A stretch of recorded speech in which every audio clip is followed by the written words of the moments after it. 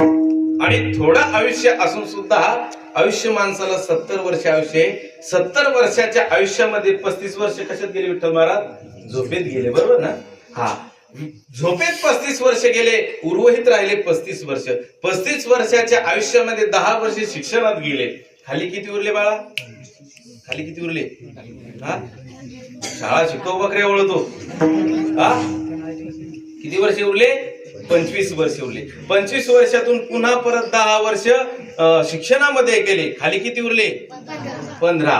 15 वर्षाच्या आयुष्यामध्ये पुन्हा परत 10 वर्ष लग्न झालं आणि संसार केला, आहे का नाही? तुझं झालं का? बर का, टेन्शन घेऊ नको, तुला माहीच पोरगी, बर का.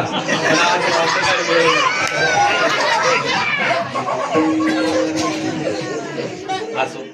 आणि असं आयुष्य माणसाला, बर का, खेळी मेळी गधारुळे आनंद, एवढं सिरियस होऊन कीर्तन काय ऐकायचं नाही. अगदी आनंदामध्ये त्या ठिकाणी कीर्तन काय करायचं?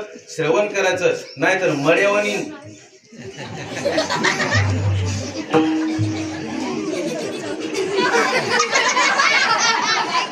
असं राहायचं नाही आपल्या कीर्तनात, अजिबात नाही. नाहीतर तुमच्याहून वारा जाईल, हे ध्यानात ठेवा. म्हणून आयुष्य अगदी थोडे, बर का. आणि 10 वर्षामध्ये त्या ठिकाणी संसारामध्ये गेला, लग्न झालं. अवरोहित किती उरले? 5 वर्ष.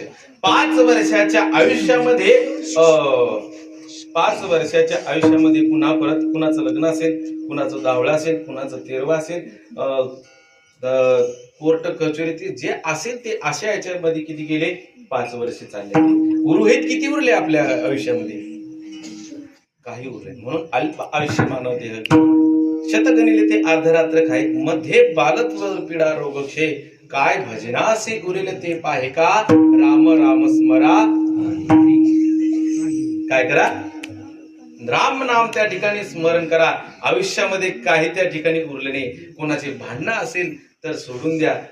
कुणाचं त्या ठिकाणी सगळं काय असेल ते मागं विसरायचं आणि त्या ठिकाणी काय करायचं? पुढे चालायचं, बरं का.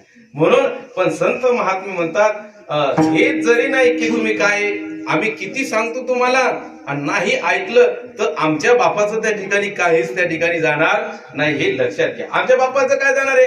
सगळं तुमचंच जाईल. काय तुमचंच त्या ठिकाणी जाईल. आमच्या बापाचं त्या ठिकाणी थोडस सुद्धा काही जाणार नाही. हे जरी नाही काल तरी